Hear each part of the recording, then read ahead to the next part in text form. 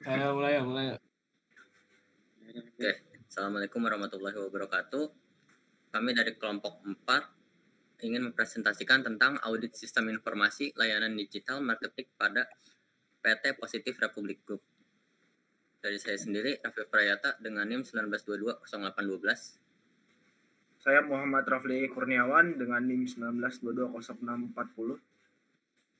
Saya Maesa Bintang Ramadan dengan NIM 19221440. Saya Muhammad Farhan Fadila dengan NIM 19221242. Saya Danar Arya Erlangga dengan NIM 19221618. Baik, di sini ada latar belakang, yaitu sebagai bagian dari evaluasi dan pengawasan terhadap efektivitas sistem informasi di PT Positif Republik Group. Kami melakukan audit untuk memastikan bahwa infrastruktur teknologi yang digunakan dalam layanan digital marketing dapat berjalan optimal serta memenuhi standar industri. Perusahaan ini beroperasi dalam bidang digital marketing yang sangat bergantung pada ketepatan data, kecepatan sistem, serta keamanan informasi untuk memberikan layanan terbaik kepada klien. Namun, dalam menghadapi persaingan bisnis yang semakin ketat, serta tuntutan teknologi yang terus berkembang, penting bagi perusahaan untuk memiliki sistem informasi yang andal, efisien, dan terintegrasi dengan kebutuhan bisnis. Kemudian ada landasan teori. Yang pertama yaitu pengertian audit sistem informasi. Audit sistem informasi adalah proses evaluasi yang dilakukan untuk menilai keandalan, keamanan, dan efektivitas sistem informasi dalam suatu organisasi.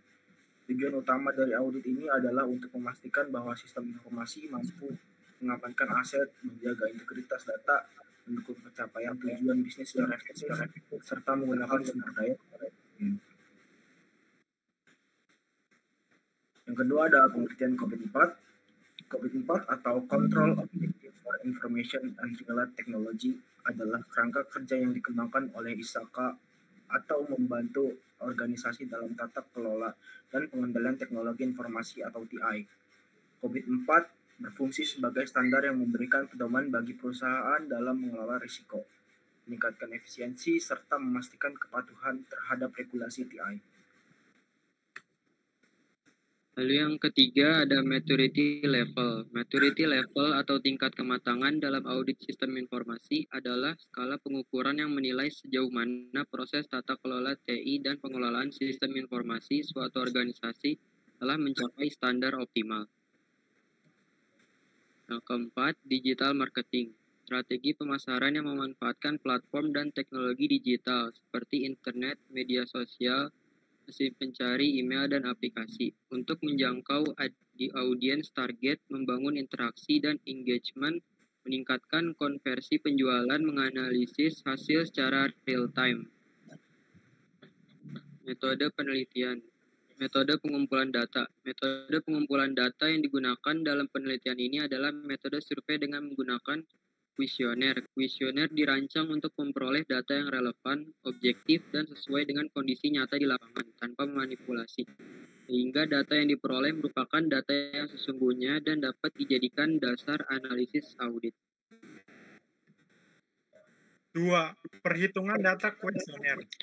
Setelah penulis mengumpulkan data kuesioner yang telah diisi oleh responden, tahap selanjutnya yaitu penulis mengimport data tersebut ke dalam program spreadsheet seperti Excel dan mengolah data tersebut menggunakan rumus perhitungan yang telah ditentukan dalam COVID 4.1 untuk mendapatkan hasil maturity level dan menyusun grafik diagram representasi pemetaan tingkat kematangan. Penentuan domain A. ME.1 monitor, yaitu monitor dan evaluated IT performance. Pengendalian performa IT yang efektif membutuhkan sebuah proses pengawasan yang baik. Proses pengawasan ini termasuk dalam mendefinisikan indikator performa yang relevan, sistematik, dan sebuah laporan yang dilakukan secara berkala setelah penanganan yang secara cepat saat terjadi masalah. Berikut adalah pembagian subdomain yang berdasarkan pada ME.1, yaitu 1.1 yaitu monitoring approach, ME.1.2 definition and collection of monitoring data, ME ME 1.3 monitoring method, 1.4 performance assessment, 1.5 board and executive reporting, dan yang terakhir 1.6 remedial action. Yang kedua adalah ME 2 monitor and evaluated internal control. Menetapkan sebuah program pengaturan internal yang efektif karena IT membutuhkan sebuah proses pengawasan yang terdefinisi dengan baik. Proses ini mencakup pengawasan dan pelaporan kontrol pengecualian, hasil atas penilaian diri sendiri, dan tinjauan dari pihak ketiga.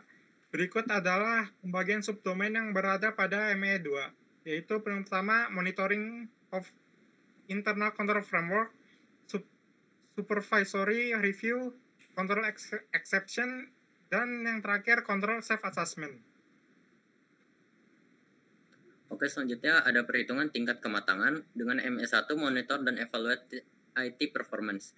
Dengan perhitungan maturity ME1-nya, yaitu di sini untuk domain ME 0.1 dengan domain ME.01.1 sampai ME 01.6 dari nomor 1 sampai 12. Di sini didapatkan skor nilainya dari R1 sampai R5, di mana untuk mendapatkan current maturity 3.60 untuk yang nomor 1 didapatkan dari 4 tambah 5 tambah 5 tambah 2 tambah 2 dari R1 sampai R5 dibagi 5 karena ada 5 jumlah R. Didapatkan 3,60. Sama untuk nomor 2 didapatkan dari menambahkan R1 sampai R5 dibagi 5 didapatkan 2,4 dari current maturity dibagi 2 didapatkan 3. Hasil yang sama didapatkan untuk semua ME 0.1 sampai 0.1.6. Selanjutnya ME 2 monitor dan evaluate internal control dengan perhitungan maturity ME 2. Sama untuk domain ME 0.2 dengan subdomain 0.2.1 sampai 0.2.4.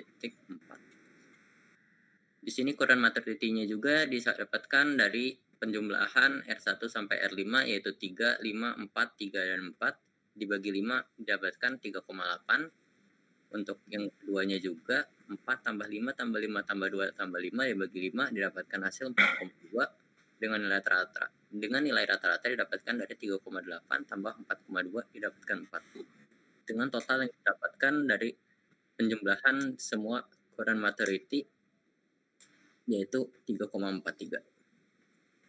Untuk perhitungan tingkat kematangan level maturity ME2, di sini penilaian menunjukkan bahwa rata-rata tingkat kematangan berada di angka 3,4 yang masuk dalam kategori level 3 yaitu proses terdefinisi subdomain ME 0.2.1.